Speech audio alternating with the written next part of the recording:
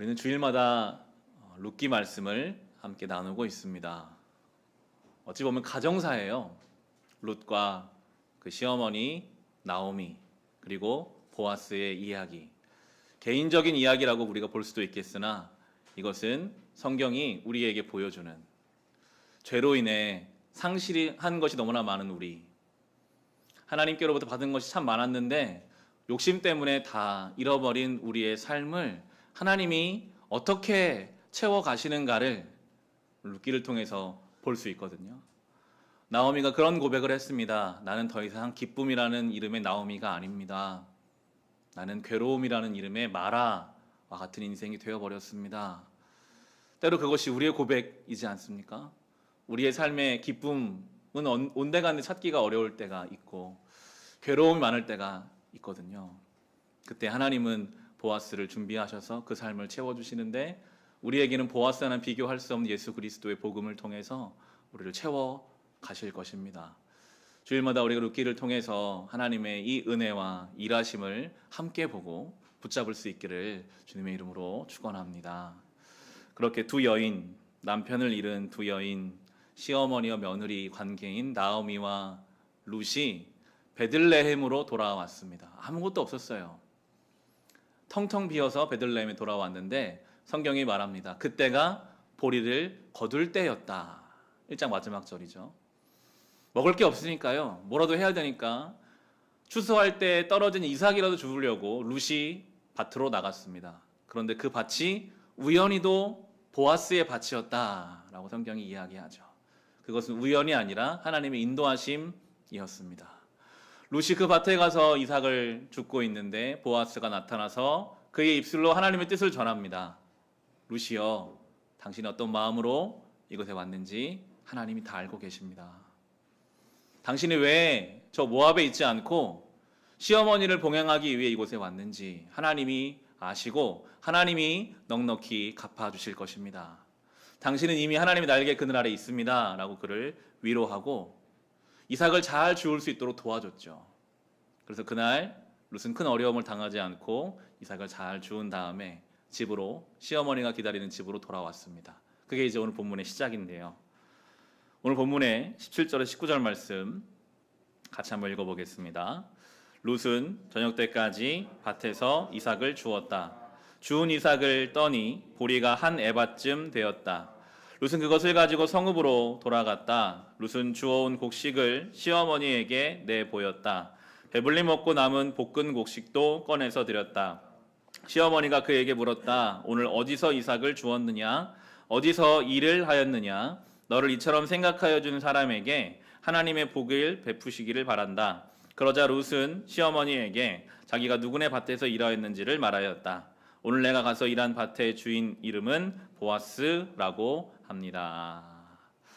갔더니 한 에바 23리터 정도 된다고 합니다. 많은 양이에요. 두 여인이 거의 일주일 정도 먹을 수 있는 정도의 많은 양을 가져간 거예요. 그러니까 시어머니가 놀랐죠. 이 아이가 도움이 없으면 이렇게 많이 걷어올 수가 없는데 누가 도와줬을까라고 묻습니다. 우리는 지금 글로 읽고 있지만 시어머니와 며느리의 관계에서는 이야기하기가 조금은 애매하고 복잡한 관계일 수 있거든요. 보아스라는 한 남자를 통해서 호의를 받았잖아요. 아무리 지금 룻의 남편이 이미 죽었고 시어머니도 알아요. 이 젊은 내 며느리가 다른 사람을 만나서 결혼한다는 걸 알지만 그럼에도 막상 또 다른 남자 이야기를 시어머니에게 하기는 껄끄러울 수 있거든요.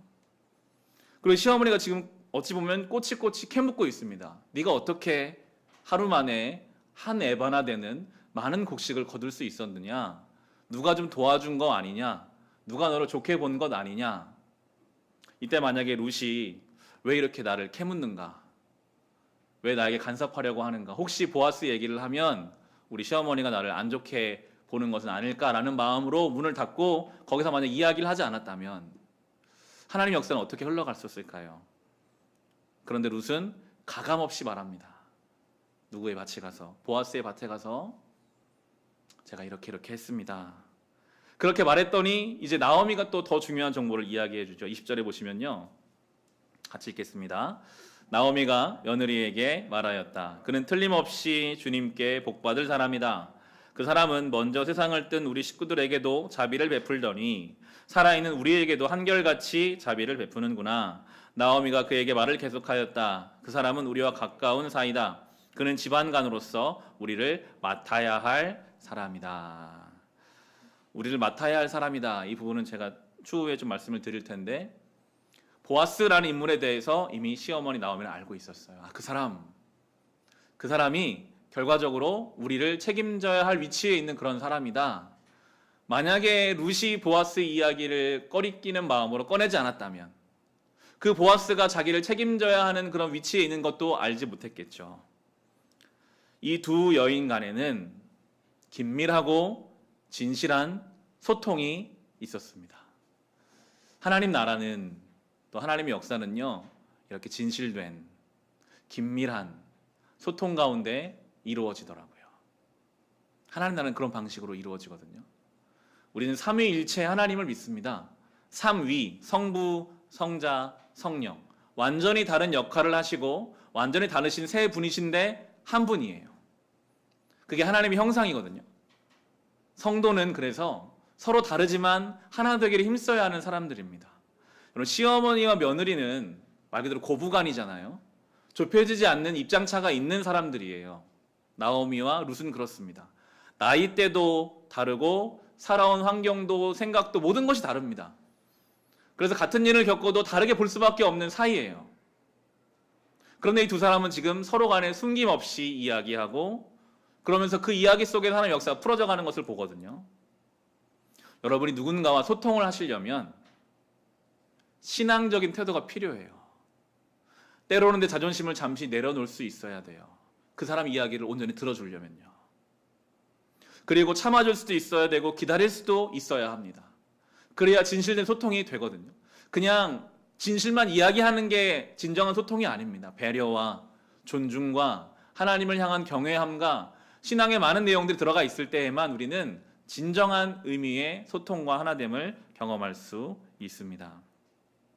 하나님과의 관계도 결국은 소통이거든요. 하나님 우리에게 말씀하시고 우리는 그 말씀을 영적으로 듣고 그리고 기도로 주님께 아뢰는 관계를 통해서 우리의 신앙이 성숙해져 가는 것입니다.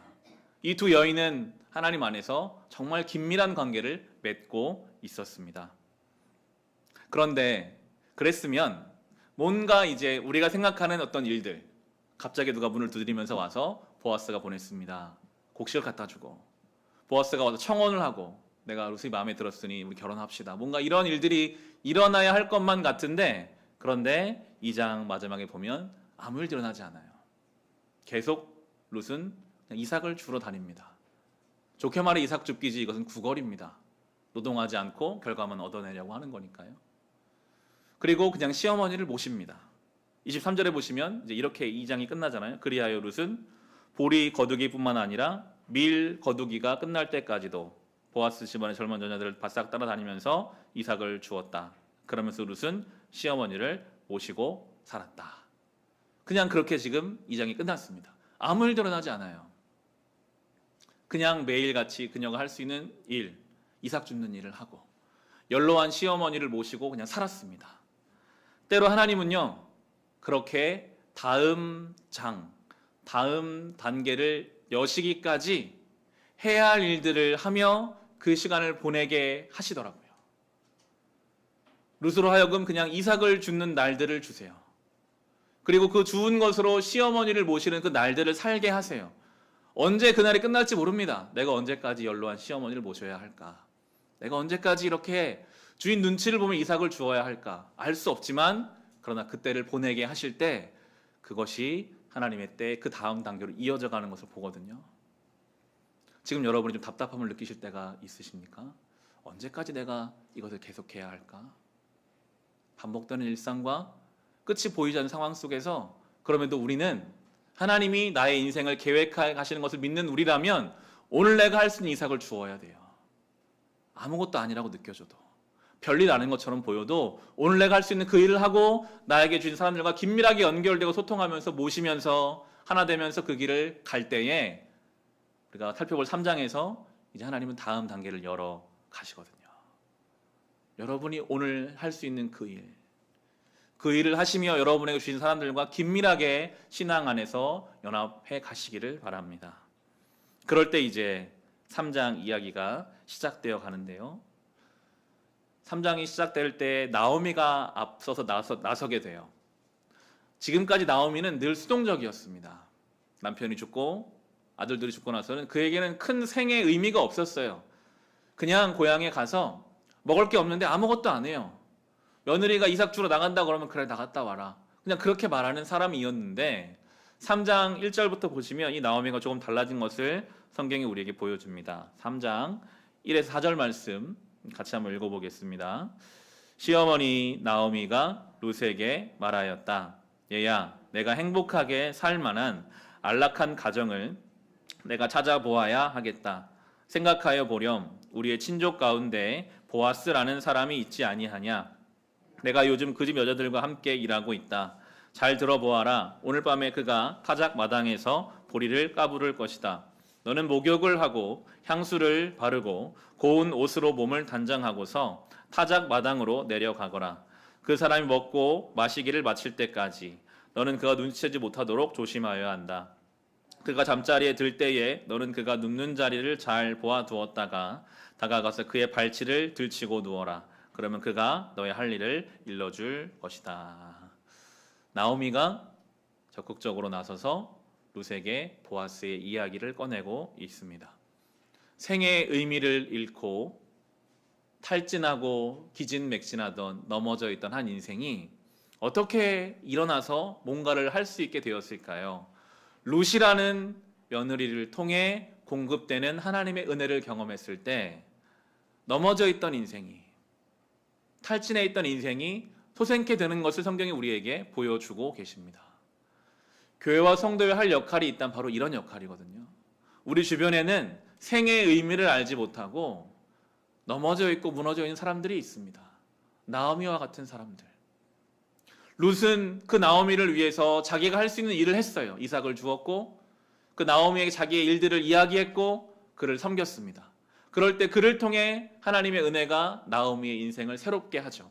놀라운 것은 그 나오미를 통해 다시 룻을 향해 하나님의 은혜가 돌아온다는 거였거든요. 이게 하나님 나라의 방식입니다. 우리가 누군가의 룻으로 살 때 또 그 사람이 또 나에게 나오미 역할을 해줘요. 그러면 서로 연결되어 하나님 앞에 세워져 가는 것이 교회고 성도의 모습이거든요. 오늘 나오미가 이야기하고 있는 이 일, 이것은 인간적인 어떤 남자를 유혹하는 방법일까요? 우리가 이렇게 해서 보아스의 마음을 빼앗아서 우리가 좀 한번 어떻게 해보자, 어떤 인간적인 계획이 아닙니다. 이미 신명기 25장에서 하나님께서는 이 유대인의 경우에 한 가정의 가장이 자녀를 낳지 못하고 먼저 세상을 뜨면 그 가정은 완전히 이제 소유도 그렇고 모든 면에서 끊어져 버리게 되고 나오미와 룻처럼 남편을 잃은 여인은 살 수 있는 방법이 없거든요. 하나님께서는 그러면 그 가정에 가까운 친족 중에서 그 가정을 책임지도록 고엘이라는 제도를 만들어 두셨습니다. 그렇게 해서 그 가장 약한 사람들, 룻과 같고 나오미와 같은 사람들을 보살펴 주라라고 말씀하시는 말씀이 있기 때문에 그 말씀에 근거해서 지금 나오미가 계획을 세우고 있는 거거든요. 이 시대는 사사시대였기 때문에 우리가 다음 주 다루겠지만 하나님 말씀이 있어도 사람들 안 들었어요. 내가 왜 책임져? 내가 책임지면 내 땅이 그 집안에 들어갈 수도 있는데 그렇게 아들을 낳으면 내 아들이 아니라 죽은 사람의 아들로 되어서 소유가 빼앗길 수도 있거든요. 그러니까 사람들이 안 들었어요. 그렇지만 나오미는 보아스라면 하나님 말씀을 따를 사람이니까 우리가 한번 하나님 말씀에 의지해서 이렇게 해보자라고 계획을 세우고 있었고 룻이 순종합니다. 5절과 6절에 보시면 순종을 성경은 강조하죠. 5절 6절에 룻이 시어머니에게 대답하였다. 어머니께서 일러주신 대로 다 하겠습니다. 그는 타작마당으로 내려가서 시어머니가 시킨 대로 다 하였다. 정숙한 여인이라고 룻을 표현하거든요. 정숙한 여인에게 옷을 단장하고 남자의 발치에 가서 누워 있는다라는 것은 상식에 맞지 않는 일이에요. 내가 왜 그렇게까지 해야 하나. 그리고 만약에 그 남자가 자기에 대해서 정숙하지 못하다라고 손가락질하거나 동네에 소문이 퍼지면 정말 어려운 일을 당할 수도 있는 그런 상황이거든요. 그런데 룻은 그렇게 하겠다라고 합니다. 그도 마찬가지입니다. 어떤 남자의 마음 빼앗기 위한 방법이 아니라 하나님 말씀을 의지하는 거. 하나님이 그렇게 하라고 하셨으니까. 우리 같은 약자를 누군가로 하여금 책임지게 하신 하나님 말씀이 있기 때문에 하나님 말씀을 의지하여 믿음의 용기를 내어 모험을 하고 있습니다. 믿음은 용기를 내어 모험하는 것입니다. 우리 교회 신앙훈련 성숙자반 시작했는데요. 그 일과의 믿음이라는 장이었는데 그런 표현이 있었어요. 믿음은 모험이다. 가보지 않은 그 길. 그러나 주님 말씀이 그 길로 가라고 하시면 내가 믿음으로 가는 것. 그것이 바로 믿음의 용기이거든요. 그 말씀에 순종한 내용이 7절부터 11절에 나오는데요. 아마도 룻은 그 계획대로 하면서도 여러 생각이 있었을 거예요. 옷 단장을 하고 몰래 보아스의 발치에 누워서 많은 생각을 했을 겁니다. 혹 이 남자가 나를 부정하다고 말하고 동네방네 소문내고 내가 무안을 당하면 어떡하나, 그런 마음을 가지고 그럼에도 믿음의 모험을 하고 있는 이 룻을 하나님이 이끌어 주시거든요. 7절에서 11절 우리 같이 한번 읽어보겠습니다. 보아스는 실컷 먹고 마시고 나서 흡족한 마음으로 낫가리 곁으로 가서 누웠다. 룻이 살그머니 다가서서 보아스의 발치를 들치고 누웠다. 한밤중이 되었을 때에 보아스는 의시시 떨면서 돌아눕다가 웬 여인이 자기 발치께에 누워있는 것을 보고 깜짝 놀라면서 누구요? 하고 물었다. 룻이 대답하였다. 어른의 종 룻입니다. 어른의 품에 이 종을 안아주십시오. 어른이야말로 집안 어른으로서 저를 맡아야 할 분이십니다. 보아스가 룻에게 말하였다. 이봐요 룻, 그대는 주님께 복 받을 여인이요. 가난하든 부유하든 젊은 남자를 따라 감직한데 그렇게 하지 않으니 지금 그대가 보여준 갸륵한 마음씨는 이제까지 보여준 것보다 더욱더 값진 것이요. 이제부터는 걱정하지 마시오. 룻, 그대가 바라는 것이라면 무엇이든 다 들어주겠소. 그대가 정숙한 여인이라는 것은 온 마을 사람들이 다 알고 있소. 보아스도 룻이 정숙한 여인이기 때문에 그가 어떠한 성정을 가진지를 다 알아요.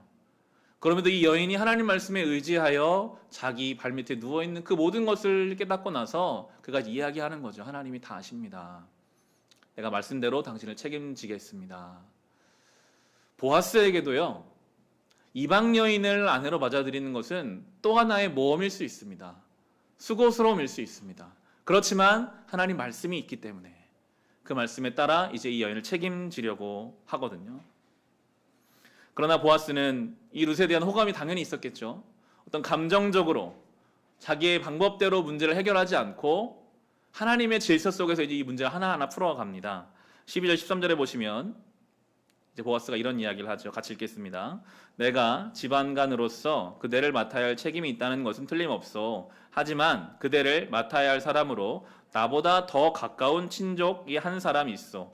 오늘 밤은 여기서 지내고 날이 밝거든 봅시다. 그가 집안간으로서 그대를 맡겠다면 좋소. 그렇게 하도록 합시다. 그러나 그가 그렇게 하지 않겠다면 그때에는 내가 그대를 맡겠소. 이것은 내가 살아계신 주님을 두고 맹세하는 것이요. 아침까지 여기 누워 있으시오. 보아스가 그 책임 맡는 것이 맞지만 그보다 좀 더 가까운 친척이 있었어요. 그 사람에게 먼저 묻는 거죠. 당신이 저 룻과 나오미의 집안을 책임지겠습니까? 그 사람이 하지 않겠다고 하면 내가 그때 가서 내 차례가 돌아오면 내가 그때 하겠다라고 하나님의 말씀에 따라 자기의 감정이나 생각이 아니라 그 절차와 질서를 가지고 이 일을 진행해 가고 있습니다. 하나님은 질서 가운데 일하십니다. 분명합니다. 우리가 하나님 뜻 가운데 있는가 알 수 있는 표지죠. 하나님이 내 삶을 질서 가운데 절차에 맞추어서 그렇게 이끌어 가시는가. 때로 신앙이라는 이름으로 아무런 질서도 절차도 무시하고 밀고 붙이는 것은 신앙이 아닐 수 있습니다. 하나님은 그런 분이 아니시니까요. 하나님은 이렇게 합당하게 그것들 하나하나를 이루어 가시는 분입니다. 그리고 이제 보아스가 이 룻이 아무런 어려움 당하지 않고 돌아갈 수 있도록, 그리고 그 모든 상황을 보고 나오미가 말하는 것까지 해서 우리는 하나님의 일하심을 더 볼 수 있는데요. 14절에서 18절의 말씀 우리 같이 읽어보겠습니다. 룻은 새벽녘까지 그의 발치에 누워 있다가 서로 얼굴을 알아보기 어려운 이른 새벽에 일어났다. 이것은 보아스가 그 여인이 타작마당에 와서 있었다는 것을 남들이 알아서는 안 된다고 말하였기 때문이다. 보아스가 말하였다. 걸치고 있는 겉옷을 이리 가지고 와서 펴서 꼭 잡으시오. 보아스는 룻이 겉옷을 펴서 잡고 있는 동안 보리를 6번 되어서 그에게 이워주고는 성읍으로 들어갔다. 룻이 시어머니에게 돌아오니 시어머니가 물었다. 얘야 어찌 되었느냐? 룻은 그 남자가 자기에게 한 일을 시어머니에게 낱낱이 말하고 덧붙여서 말하였다. 6번이나 되어서 준 이 보리는 어머니께 빈손으로 가서는 안 된다고 하면서 바로 그가 손수 담아준 것입니다. 그러자 시어머니가 일렀다. 얘야 일이 어떻게 될지 확실해질 때까지 너는 가만히 기다리고 있거라. 아마 그 사람은 지금쯤 가만히 있지 않을 거다. 이 일을 마무리 짓는데 오늘을 넘기지는 않을 것이다. 여러 가지 하나님의 일하심의 섭리들을 여기서 발견할 수 있어요. 먼저는 덕을 세우는 방법으로 일을 해갑니다. 사람들의 구설수에 올라서 덕스럽지 않은 행동이 나타나지 않도록 조용하게 덕을 세우는 방향으로 이 문제를 해결해 가고, 그리고 굉장히 풍성하죠. 인색하지 않습니다. 6번이나 그 보리를 되어줄 정도로 하나님의 일하심, 하나님의 사람인 보아스의 일함에는 풍성함이 있었고, 그리고 그 모든 것을 본 나오미도 그렇게 말하죠. 우리가 기다리자 이제. 반드시 그 일이 이루어질 것이다. 그냥 말로만 하고 끝나는 것이 아니라 반드시 이루어질 하나님의 약속을 또한 기다리는 성도들의 모습을 우리에게 보여주고 있습니다. 오늘 우리가 살펴본 이 본문의 내용들을 통해서 우리는 하나님의 역사가 어떻게 이루어져 가는지를 살펴볼 수 있었거든요. 오늘 설교의 제목을 신앙의 정방향이라고 정해봤습니다. 신앙의 올바른 방향. 우리 교회가 오늘 창립 4주년 기념으로 하는 주일이거든요. 교회 개척을 준비하면서부터 오늘까지 늘 저에게는 교회의 방향은 어디를 향해야 하는가, 이것이 중요한 주제요, 고민인 것 같아요. 세상은 급변하는데 교회의 방향, 성도가 살아가야 할 방향은 어디에 있을까? 정방향, 올바른 방향은 어디일까? 오늘 본문을 가지고 저에게 주시는 메시지와 같았습니다. 첫 번째로 우리가 생각해야 할 교회의 중요한 정방향, 신앙의 정방향은 늘 하나님과 깨어 소통하는 것입니다. 하나님, 어떻게 살아야 할까요? 이 코로나의 현실 속에서 어떻게 사는 것이 맞을까요? 늘 하나님 앞에, 말씀 앞에 귀를 기울이는 성도의 삶. 그리고 그 말씀을 가지고 나의 삶에서 기도로 하나님 앞에 아뢰는 삶. 올해 말씀이기도 하죠. 하나님 말씀과 기도로 우리의 삶이 거룩하게 되어지고, 말씀과 기도로 우리의 삶을 감사로 받을 수 있는 것, 여러분 그것이 우리가 가야 할 방향이거든요. 하나님과 우리의 관계가, 소통이 그렇게 되면요, 자연스럽게 내 주변 사람들과의 관계가 달라지게 됩니다. 하나님이 나를 어떻게 기다려주셨는데, 하나님이 나의 그 눈물을 받아주셨는데, 하나님이 나 같은 자도 자녀 삼아주셨는데 하고 하면서 자연스럽게 우리의 관계들이 새로워져 갈 수밖에 없는 것이거든요. 우리 일상은 참 분주하고 볼 것, 누릴 것이 참 많아서 하나님 말씀 보기가 점점 더 어려운 시대입니다. 우리는 늘 고백하죠. 참 분주해서 아는데 어렵습니다. 그럼에도 우리의 신앙의 정방향은 늘 하나님 말씀 앞에 귀를 기울이고 우리의 것을 주님께 기도로 아뢰며 하나님께 의지하는 것, 그 관계를 나의 모든 관계에 적용하는 것, 이것이 바로 교회가 나아갈 방향이고 신앙의 중요한 방향입니다. 또한 우리가 오늘 본문을 통해 배울 수 있는 중요한 방향은 하나님의 은혜와 하나님을 향한 믿음에 근거한 용기, 그리고 모험입니다. 내가 가보지 않은 길이라도 주님이 원하시면 그 길을 가는 것, 두려워도 내 생각엔 안 될 것 같아도 그럼에도 주님 원하시는 길이라면 하나님의 은혜에 근거해서, 하나님의 그 살아계심에 근거해서 그 길을 가는 것이, 그것이 바로 우리가 가야 할 방향이거든요. 중요한 것은 하나님의 은혜를 알아야 하는 것입니다. 그냥 내 속의 용기는 그 용기가 아니에요. 만용이죠. 자기 고집입니다. 하나님의 은혜에 근거한 용기가 필요한데요. 주중에 우리가 묵상했던 마태복음에서 저는 하나님의 은혜가 무엇인지를 깊이 깨달을 수 있는 본문이 있었습니다. 마태복음 20장을 한번 펴보겠습니다. 신약성경 31페이지 마태복음 20장에 보면 포도원 일꾼의 비유가 나옵니다. 신약성경 31페이지입니다. 마태복음 20장입니다.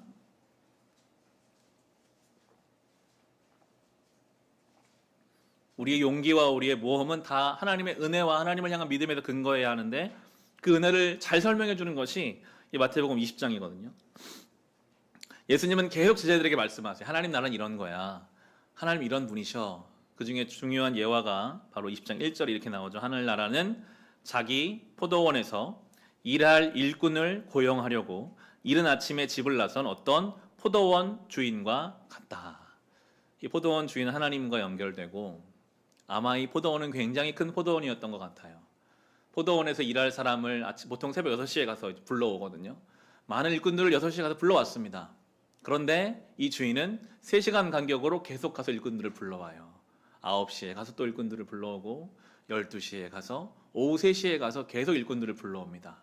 그 이유는 이미 포도원을 위해 일꾼들을 불러오는 것이 아니라 일할 자리가 없어서 그 하루를 벌어야 가족들을 먹일 수 있는 사람들이 많은데 일할 자리가 없어 어려워하는 사람들을 구제하기 위해서 3시간마저 나가는 거예요. 아직도 일할 사람이 있나? 아직도 일자리를 못 구한 사람이 있는가? 6시가 되면 아마 이때도 다 일을 그만하고 퇴근시켰던 것 같아요. 그런데 6시가 되기 1시간 전인 오후 5시에도 이 포도원의 좋은 주인이 일자리가 없는 사람들을 찾아서 나서거든요. 여러분, 하루 종일 아무도 불러가지 않는 그 사람, 분명히 일하기에 결격 사유가 있는 사람들이었을 겁니다. 어디가 아프거나 일머리가 없거나 뭔가 부족한 사람들이 일할 자리는 없는데 집에 갈 수는 없고 안타까운 마음 서성이는 것을 알고 이 주인이 1시간 남았는데 오후 5시에 가서 그들을 데리고 오거든요. 마태복음 20장의 6절 7절 같이 읽어보겠습니다.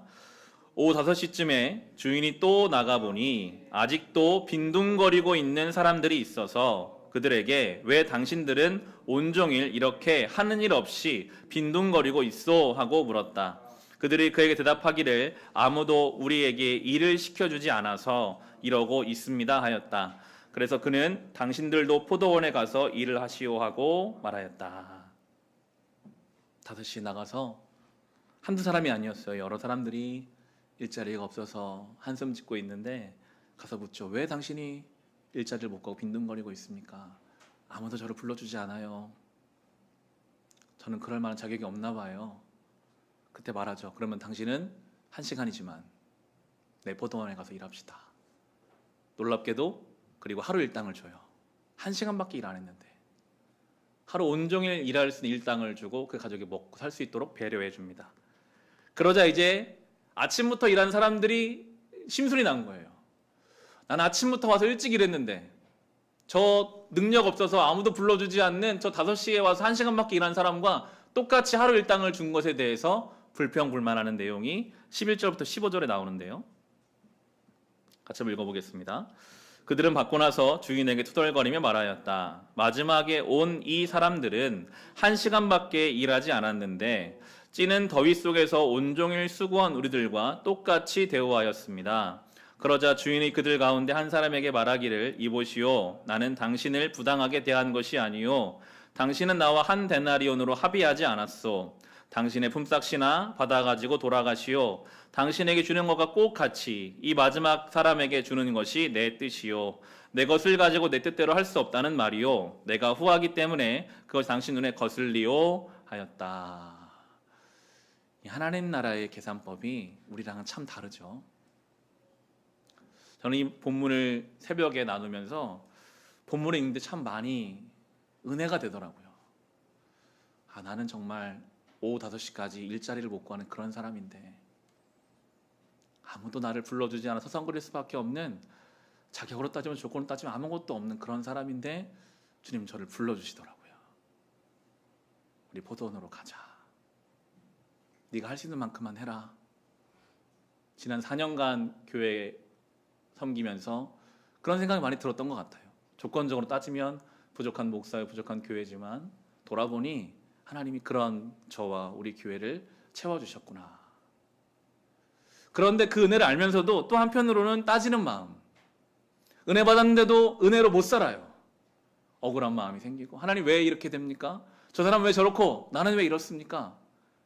은혜의 방식으로, 은혜의 방향으로 신앙의 정방향을 보여주셨는데 막상 나의 삶에서는 그 은혜를 모르는 사람처럼 너무나 계산적이고 조건적이고 조금이나 손해보는 것이 못마땅하고 그것 때문에 분내고 그것 때문에 상처 주고 모든 관계를 깨뜨리는 은혜를 모르는 반대 방향으로 가고 있는 때로 우리의 모습을 발견하게 됩니다. 우리는 신앙의 정방향, 은혜의 방향으로 가야 돼요. 분명히 여러분의 삶에도 오후 5시까지 일자리를 못 구하는 사람처럼 여러분의 기준에 안 맞는 사람이 있을 겁니다. 왜 저렇게 말을 하고 왜 저렇게 행동할까? 내가 도저히 저 사람은 데려갈 수 없다. 그런데 주님은 그런 우리를 데려가셨잖아요. 그러면 우리도 그 은혜의 방식으로 모험을 해야죠. 내가 가보지 않았지만, 내키지 않지만, 어렵지만 그 길을 가는 것. 그러면 거기서 우리는 더 놀라운 주님을 만나게 되거든요. 그것이 바로 은혜의 방향이요 신앙의 정방향인 것입니다. 그리고 마지막으로는 보아스가 일했던 것처럼 덕스럽게 일을 이루어가고 인색함이 아니라 풍성하게 하나님의 일을 감당해가고 그리고 하나님의 때를 넉넉하게 기다릴 수 있는 것, 그것이 신앙의 올바른 방향입니다. 성경을 이 방향을 찾기 위해 묵상하면요 굉장히 명확해요. 하나님과 깊이 교제하면서 세상의 방식이 아닌 은혜의 방식으로 살고 그리고 덕을 세워가고 질서 가운데 일하고 풍성하게 일하고 하나님의 때를 기다리는 것, 이거는 우리가 이미 너무나 많이 듣고 있는 어쩌면 신앙의 명확한 방향인데 중요한 건 그 방향대로 가는 것이 어렵다는 것이죠. 해보려고 하는데 잘 안 된다는 것이죠. 아는데 살고 싶은데 막상 현실에서 그것이 안 될 때마다 느껴지는 좌절감과 어려움이 우리 안에 있다는 것. 그런데요, 주님이 그 마음을 아세요. 가고 싶은데 가지 못하는 우리의 그 안타까움을 주님도 알고 계시거든요. 3월 2일 지난 화요일이었습니다. 저도 학부모가 됐어요. 학부모라고 할 수 있나요? 어린이집에 아이들을 이제 보냈는데요. 적응 기간을 갔습니다.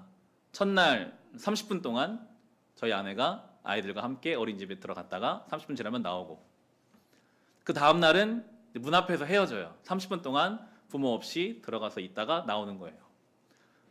처음 이제 부모 없이 아이들을 떼어 보내는 것이 아마 저희 아내는 조금 충격이었나 봐요. 저한테 그렇게 이야기하더라고요. 눈물이 났다. 내가 분리불안을 겪는 것 같다. 그러면서 그날 몸살이 났어요. 무슨 아이들을 군대에 보내는 것도 아니고 30분을 잠깐 이제 보내는 것인데 아이들을 보내놓고 그 1층이거든요. 창문에 가서 막 이렇게 쳐다보고 있더라고요. 선생님이 참 부담스러우시겠구나 생각이 들었는데, 그런 마음으로 그 아이들을 향한 사랑하는 마음으로 아이들이 우니까 이제 계속 말해주죠. 금방 엄마 아빠가 밖에 기다리고 있을 거야. 잘 알아듣지 못해도 계속 말하는 겁니다. 괜찮아. 갔다가 다시 올 거야. 우리가 너희를 보고 있어. 기다리고 있어. 그렇게 말하고 보내고 데려오는 그 과정을 보면서 저는 오늘 본문에 그런 생각이 들었습니다. 신앙의 정방향으로 하나님 우리 가라고 하셨지만 우리가 가기 어렵다는 걸 주님이 잘 아시거든요. 오늘도 우리를 이렇게 보고 계세요. 어렵지. 신앙으로 살기 어렵지. 삶이 분주해서 말씀 하나 찾아보는 것도 쉽지 않지. 괜찮다. 내가 안다. 내가 너와 함께 한다. 넘어지고 쓰러져도 끝까지 그 창밖에서 우리를 보시는 그 부모님보다 더 비교할 수 없이 그런 우리를 위해 죽으셨잖아요. 그 주님이 우리를 보신다는 우리의 그 작은 믿음이 있을 때 나는 것처럼 거저씨만한 작은 믿음이 산을 옮기거든요.